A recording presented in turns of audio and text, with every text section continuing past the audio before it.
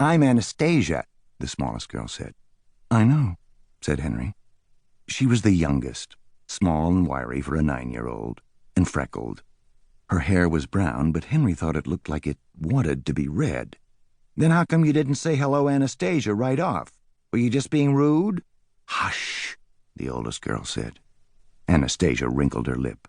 If you knew I was Anastasia, then what are their names? Henry looked to the oldest girl. Her straight, nearly black hair hung loose past her shoulders. She smiled at him. Penny, Henry said. He turned to the third girl, who had thick brown curls and green eyes. And Henrietta. Henrietta was staring at him. Henry looked away. He suspected he had done something rather awful to Henrietta's cat on his last visit. Suddenly the memory appeared vividly in the foreground of his mind and danced an emphatic jig. He turned red, and Anastasia started talking again. What's Penny stand for? She asked, narrowing her eyes. Penny smiled and pulled her crossed legs tighter. It doesn't stand for anything, Anastasia. It stands for Penelope, Anastasia insisted. Doesn't it, Henry? Henry shrugged, but Anastasia wasn't looking at him. She was looking at Henrietta. Henrietta ignored her.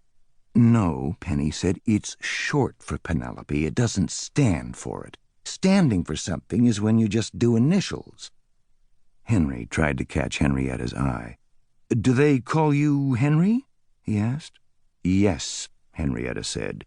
Henry watched her jaw clench. I don't like it, she added.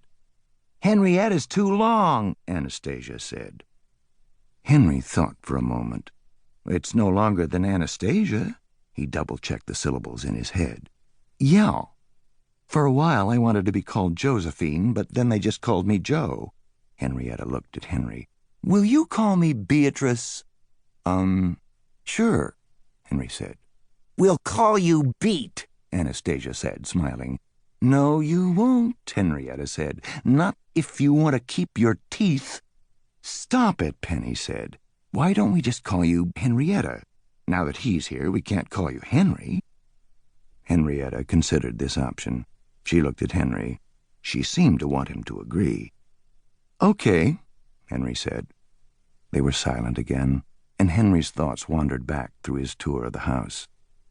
The revolted cat, one of the girls had called him Blake, had quickly disappeared while Aunt Dottie led Henry onto the porch and, very helpfully, said, Henry, you remember the girls?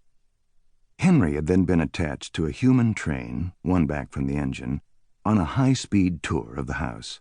He had seen sofas, gifts from dead great-aunts, lamps that didn't work, treasures acquired by Uncle Frank on the internet, including a fish fossil now being used, uniquely and quite cheaply, Dottie pointed out, as an end table. Fingers pointed down the stairs into a dark basement.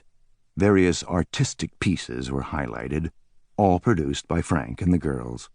Aunt Dottie had laughed and called them especially local artists.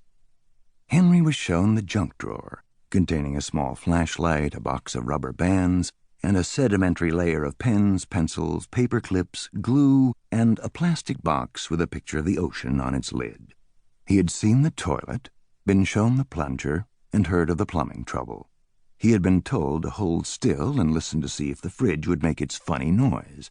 It hadn't, but he had been warned that he would know when it did. And on the big second-story landing, there had been the door to the room at the front of the house. Henrietta had called it Grandfather's room, but no one had gone near it. Every other door in the house, every cabinet, every drawer, and every cupboard had all been opened, but not that one. Henry's mind snapped back. He was still on the floor in the attic. The girls had not yet grown weary of him and departed. Henry, Anastasia said, Henry, do you think your parents are going to die? Penny shot an eye rebuke in her sister's direction, but it went unheeded. Henrietta and Anastasia were staring at Henry. Henrietta began twisting her hair. Anastasia leaned forward. Zeke Johnson's dad got killed by a combine. Stop it, Penelope said.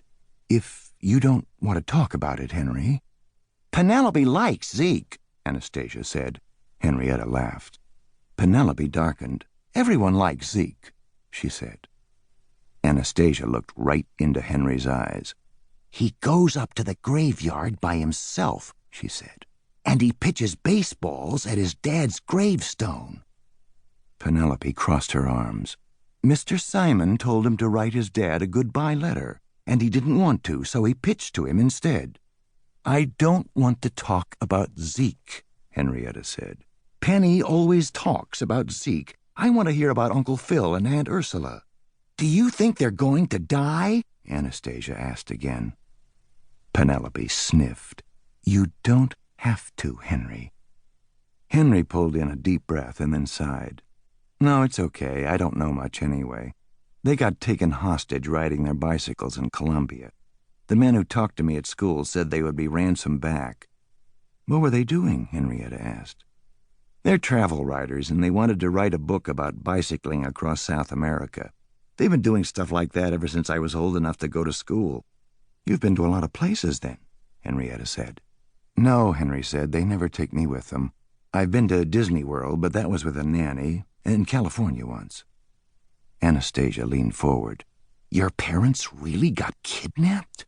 she asked. Henry nodded. "By guys with guns? Do you think they had masks? Your parents might be tied up in a cave somewhere right now." "I don't know. Something like that," Henry said. "They got kidnapped anyway." The three girls were impressed, and they sat chewing on lips or nails, examining Henry and quietly contemplating the situation. After a moment, Frank's voice climbed loudly up the stairs. "Scrub the bones!" he yelled, and the attic echoed. "What?" Henry asked. The girls picked themselves up off the floor. "Teeth," Henrietta said. "Brush your teeth."